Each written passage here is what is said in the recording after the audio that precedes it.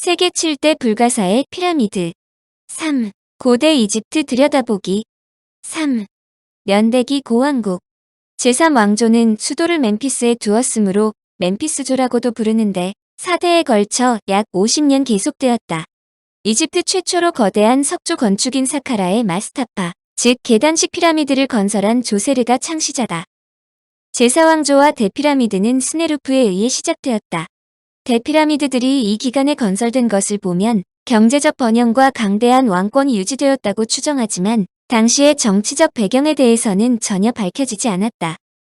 제3왕조에서 제6왕조까지를 이집트에서 가장 번성하였던 피라미드 혹은 파라오 시대라고도 부르는데 유명한 이집트 기자의 피라미드 및 스핑크스도 이 시대에 건조되었다.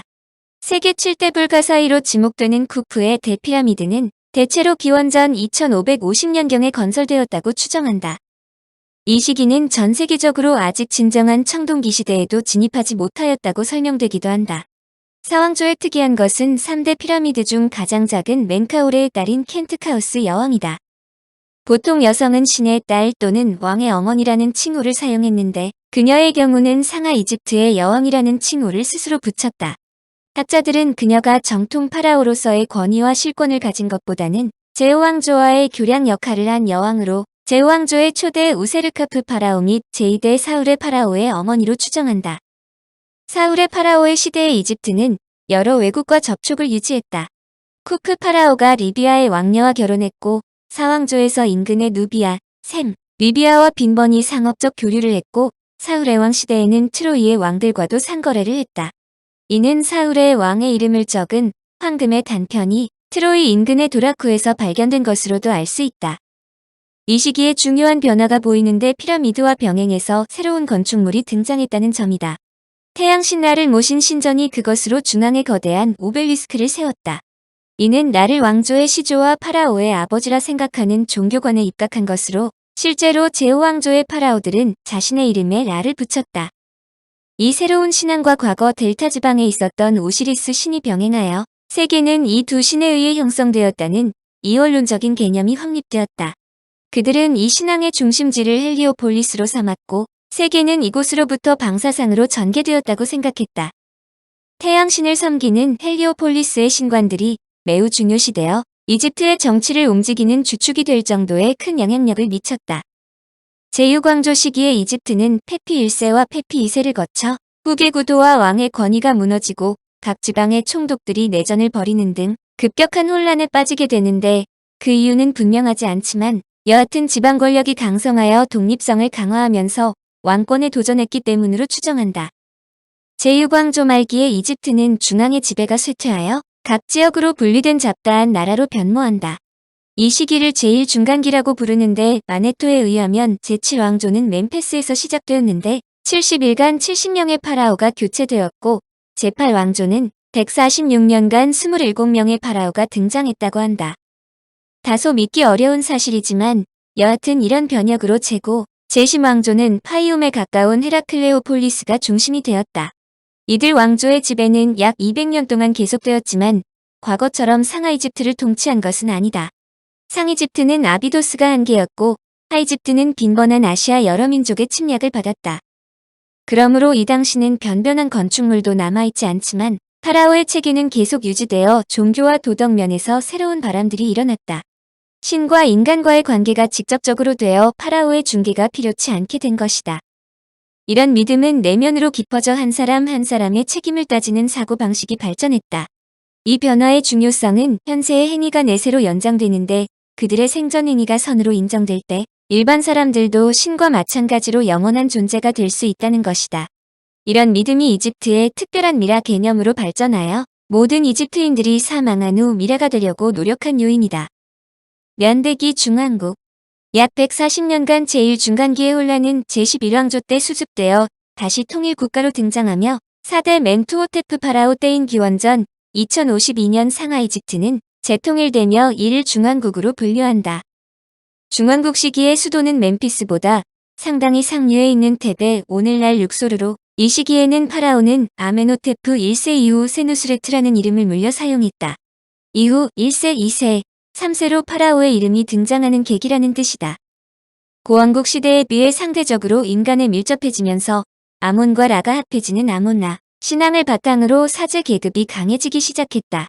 이 시기에도 누비아, 시리아, 리비아 등에 대한 군사원정이 이루어졌으며 또한 아시아와의 교류도 활발해지면서 새로운 문물이 들어오기도 했다. 이때 이집트 정치계에서 매우 중요한 변화가 일어나는데 이는 파라오가 공동통치제 즉 이원집정제를 채택했다는 점이다. 두 명의 파라오가 이집트를 이끄는데 대체로 장자, 즉 후계자도 파라오로 승격시켜 아버지는 대외 업무, 후계자는 국내 문제를 담당하여 한 파라오가 급작스럽게 사망할 경우 국정의 동요 없이 대처할 수 있었다. 중왕국 시대를 대표하는 문학작품으로 아메노테프의 대화가 있다. 아메노테프는 아들인 세소스트리스 1세와 공동통치를 했는데 아들에 의해 암살되자 아메노테프 영혼이 아들 세소스트리스 1세에게 인간에 대한 불신과 견제에 대해 이야기한다는 주제다. 인간의 문제점과 실상을 정확히 보여주는 문학작품으로 거의 4000년 전의 작품이라는데 놀랄 것이다. 이들 왕조는 테베와 밀접하게 관련되어 파라오들의 이름은 대체로 테베의 신에서 유래한다. 아메노테프는 아멘 혹은 아몬에서 온 이름이다. 아멘이란 테베의 지방신인데 제12왕조의 파라오들이 이를 나신과 결부시켰다. 이것이 아멘나 신으로 이집트에서 가장 중요한 신으로 부상한다. 이집트의 대외 정책은 대체로 소극적이었지만 예외적으로 시리아와 밀접한 관계를 유지하였고 근동과의 무역은 보다 활성화되었다.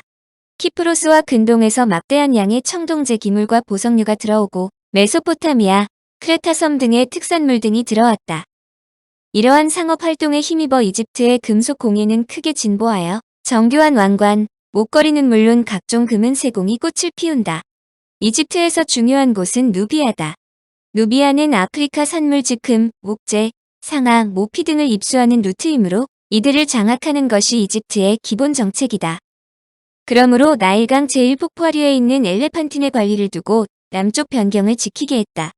세누스레트 3세는 제1폭포 상류까지 배가 갈 수 있도록 운하를 팠으며 이어서 제2폭포까지 주둔군을 파견하여 누비아를 완전히 장악했다.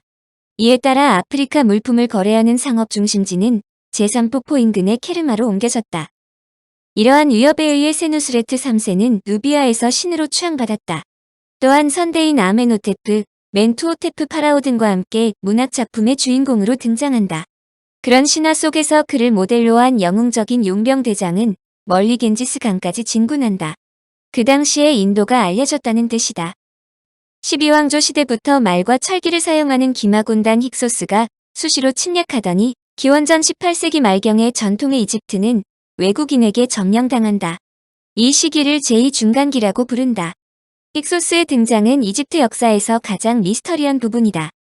이들의 기원과 이집트 침입에 대해 아직도 이론이 많은데 대체로 기원전 18세기가 끝날 무렵 카파도키아로부터 북시리아까지 확대된 히타이트 제국의 압박을 받은 인도 유럽인과 토착인으로 유대인 선조로 알려지는 셈이니 이집트로 피하여 힉소스의 기원이 된 것으로 추정한다.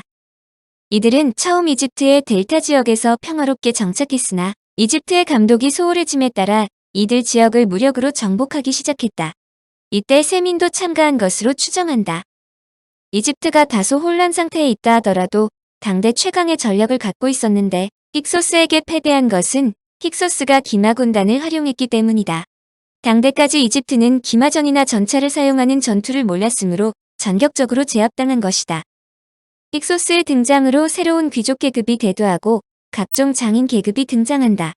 목재, 금속, 과학 및 가축 사육에 보다 진보된 기술이 도입되면서 점점 다른 민족에 대항하는 국가의식을 갖기 시작했다. 역사학자 마네토가 갑자기 야만스러운 약탈자인 힉소스가 등장했다. 라고 적었는데 이것은 이집트인들의 국가의식을 의미한다. 여하튼 기원전 1700년경 대힉소스라 불리는 제15왕조가 100여 년간 등장한다. 그런데 이들 정복자 힉소스인들이 파라오를 자칭하였다는 것은 힉소스인들이 이집트에 동화되었다는 것을 의미한다. 그러므로 당시 파라오의 이름은 세머이지만 이집트식 이름을 붙인 파라오도 등장한다. 15왕조는 테베에 있던 16왕조에 이어 17왕조와 혼인을 맺기도 하였으므로 크게 15왕조부터 17왕조까지 힉소스 계열로 구분하기도 한다. 이때 아시아에서 수레, 청동기 등의 다양한 문물이 이집트로 들어와 정착했다. 그러나 고대 이집트의 특성상 나일강 하류의 델타 삼각주가 정복되었지만 각 지역의 실력자들은 건재하여 이들이 힉소스와 협조하고 때로는 저항을 했다. 여하튼 상이집트의 맹주로 17왕조의 마지막 파라오인 테베의 아흐모세 1세가 힉소스 인화 전쟁을 벌여 힉소스의 수도 아바리스를 함락시키고 마침내 힉소스를 축출하여 신왕국인 18왕조를 세운다. 청취자에게 원하는 것은 1. 구독 2. 좋아요